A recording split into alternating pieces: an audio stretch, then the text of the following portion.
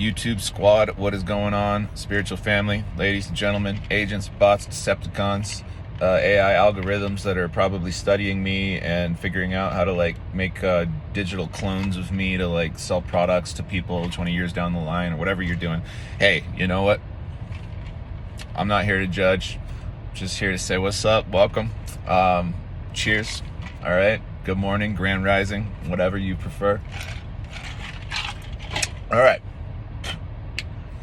That piece of ice landed in a cup. All right. I'm a silly person. I apologize. All right. So I've got a subject for this video, and this is going to be a little different.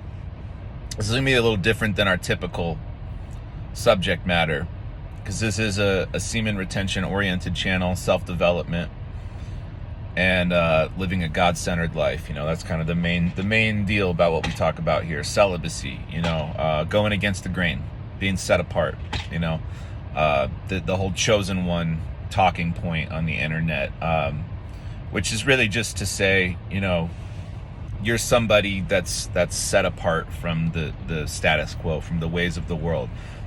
The society as it is kind of very set in its ways, and it's got a certain sort of direction that it's headed in. And the way I think of this whole chosen one talking point is, it's, you know, I don't like to think of it as like we're more advanced, we're better than any of this stuff. I mean, that may be the case in some situations, I don't know, but it really just means that we're people that have been selected, however you want to interpret that, to be apart from the general direction that society is going in, and to move things in a very, very different direction. And it's our attitudes, our belief systems, and most importantly, our actions, the literal actual actions that we take in life, which are informed by belief systems and attitudes.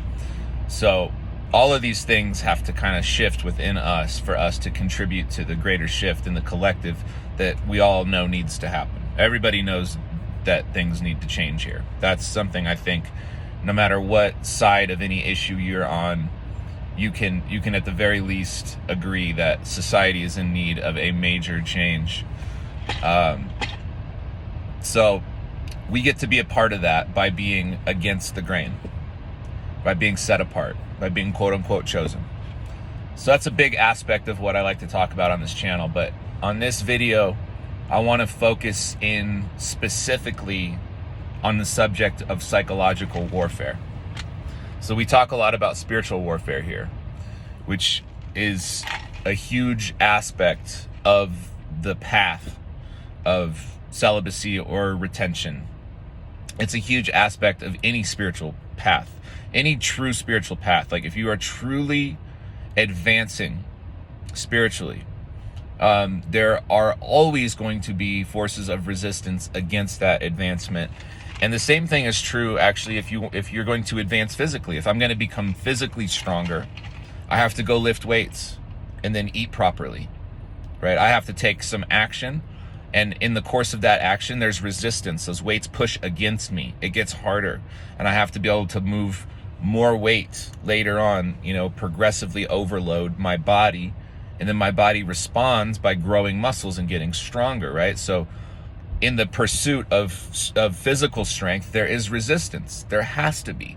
So, right. So in the pursuit of spiritual strength, there's resistance. There has to be.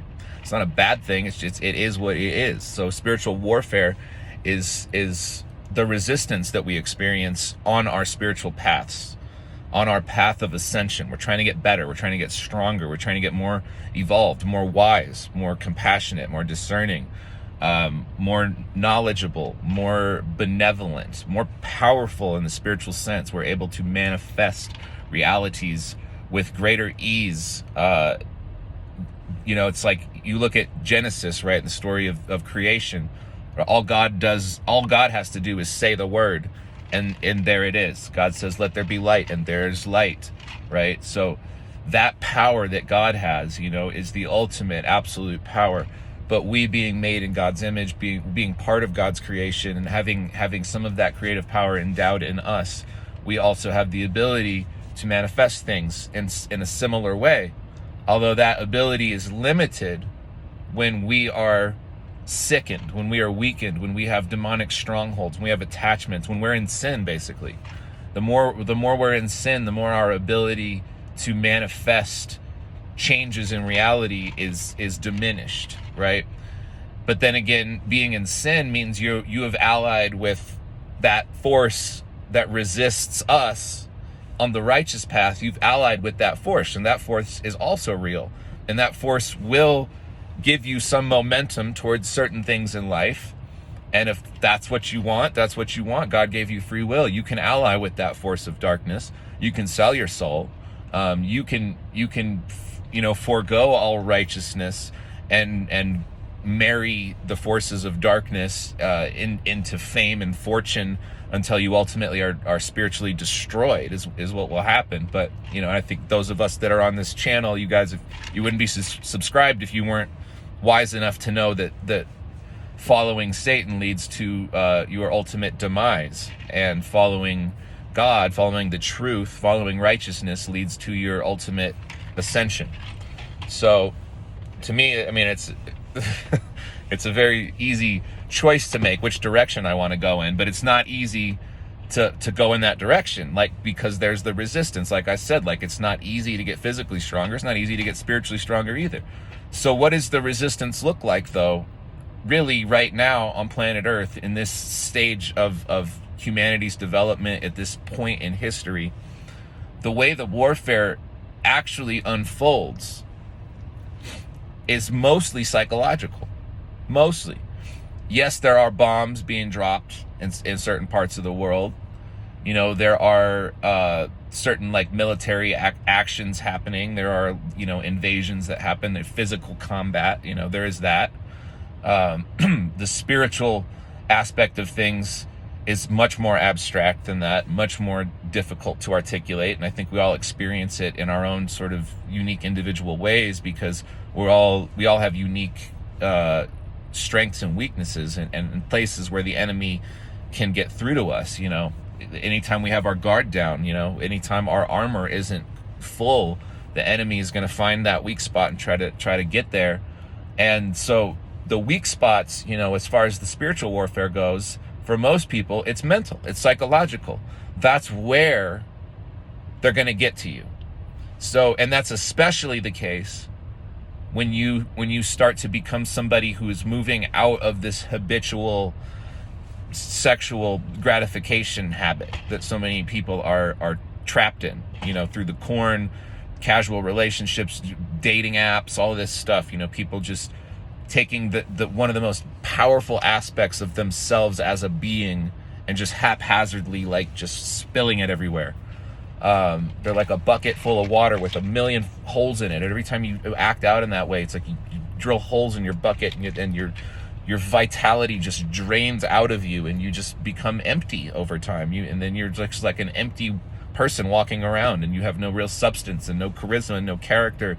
And if that's how and who you are now very, very susceptible to attack. You are very susceptible to manipulation psychologically. And so the powers that be right now understand this. They understand that people have been weakened to a certain point where they're strong enough to maybe go through schooling and get a job and become part of a system, become part of the schooling system, part of the financial system, the credit system, get a credit card, up your credit score, take out a loan, do that, participate in this matrix.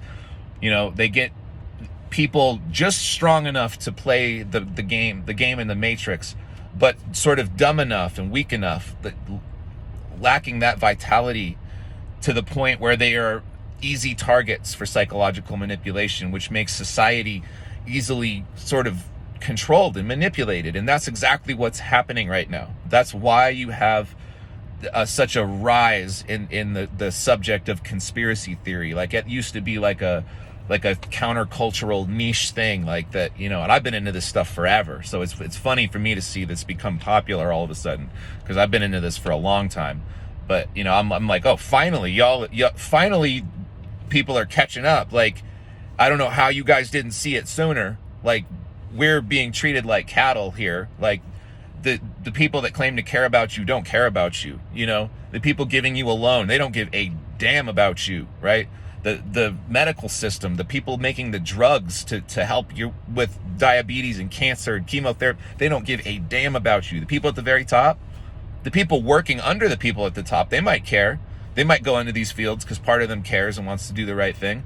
But then they're led into these like boxes, and then they're conditioned and they're told this is how it works. And then the system produces these little like robotic drones that are just following orders. And that's what you have. And it all happens on the psychological level, you guys. So I think we all really need to be at this point in history really keenly aware of psychological warfare, the different types of psychological warfare, because we're all being subjected to it on a daily basis, chronically. And the more time you spend looking at a screen, by the way, the more time you spend exposing yourself to psychological manipulation, because as far as I'm concerned, social media is just getting worse and worse all the time. Media in general. It's becoming, almost exclusively propaganda. It's basically like, with the exception of channels like mine and other people that are just doing this stuff from grassroots, not for money, just out of the goodness of their heart because they have something they feel like they need to share. With the exception of stuff like that, it's mostly all propaganda, man. And it gets really tricky actually to discern, because there's a lot of stuff out on the internet that seems on the surface like it's good, like it's telling you the truth, like it's exposing certain agendas, things like this, but actually behind the curtain might be the very same forces exposing themselves on purpose, but doing so in a way that is very carefully designed to be divisive. So before this video goes on too long, I just want to give some examples of what I'm talking about so you can start to notice more of these things yourself. So I'll just take like one really major obvious one to me is the whole flat earth debate, this whole thing. So as far as I'm concerned, I don't even want to comment on the nature of the earth. Okay, I'm not even going to go there. I want to comment on the nature of this debate, of this phenomena that's going on. That's all I really want to comment on, because I think that this is something that was injected into our conversation socially just to get people arguing. And there are deliberate things. So it's like the people on the flat earth side of things have some valid points as far as the inconsistencies with certain things NASA has presented us with, right? And some of the holes in their plot and their narrative, and some of the lies that they've told, right? And that's real shit. So that begs the question, okay, well, what are you guys hiding? Because clearly something is off here, right? So that gives traction to the flat earth crowd. But then there are so many holes in the flat earth narrative too, and they're put there on purpose, right? They're injected so that now this is a psychological operation that works on two fronts. So what basically happens is it's what I would call a guilt by association psyop. And I think this is one of the most common forms of psyops going on right now. Guilt by association. So basically what it does is, so if you come out on the record as saying, I think the earth's flat, well, now you are automatically lumped into a category of people that another category of people are going to assume, well, if you're dumb enough to think the earth's flat, you're dumb enough to think that the thing with the sharp pokey things, that was all a hoax. You're probably stupid enough to think you're probably stupid enough to think Trump's a good guy. In fact, if you think Trump's a good guy, you're probably a racist. You're probably a bigot. You see how this goes? And it all started with just because you're questioning the shape of the earth. All of a sudden now, if you're not, all of a sudden you're a bigot because you're questioning the shape of the earth. See, it's guilt by association. So, and then the same thing goes in the other direction. So the people that believe in the flat thing will look at the round and they'll call them globetards, right? I mean, think about this. You've got people calling each other stupid, and then so the people on the flat side would be like, oh, you think NASA's telling the truth? Oh, you think the earth is round? I bet you also trust CNN. I bet you also think Biden's a real person, I bet you also support the state of Israel or whatever. You see how this works? Guilt by association. So it just keeps people at odds, arguing, and all of this takes energy. The debates, the thinking about it, even just to think about this stuff takes energy. To argue about it with another person takes a lot of energy, right? And it gets us into this tribalism thing, where there's these different camps, and they're just diametrically opposed on these issues, and there's endless versions of it, right? And it's even now, it's like they know, the powers that be know, people are starting to question things more.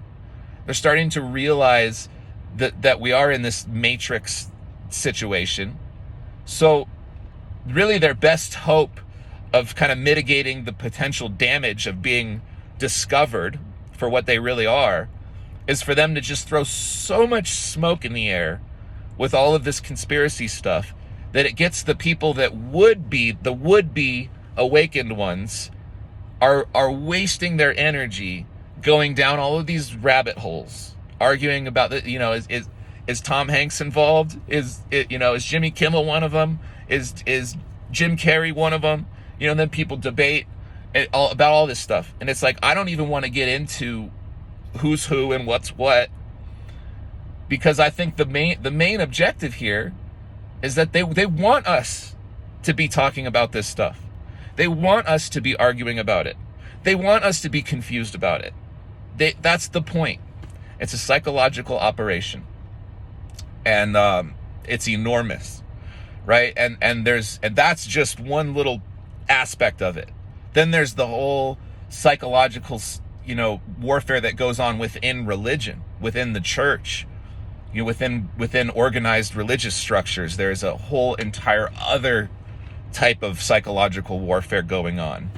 And it's deep, and maybe I should make a whole video just on that. I'll do my best to cover that subject, because that's very deep. But I'm just talking about the real obvious stuff right now, and hopefully making it more obvious for you guys. So, because I think it's very important that we all become very literate in this way, that we understand when we're being presented with psychological warfare. We understand when somebody is trying to manipulate the way we perceive things, right? We have to be aware of this in order to withstand it. And the psychological warfare is the spiritual warfare, in a sense. Like, that's how they get your spirit down. Keep your spirits down. Think about it. Think about school spirit. Rah, rah, rah, go. You're excited. You have hope for the future. They want to smash that. No hope for your future, because they want their future to unfold. And their future involves you being basically like a slave. So there's that. All right. Cheers, you guys. I love you. Till next time.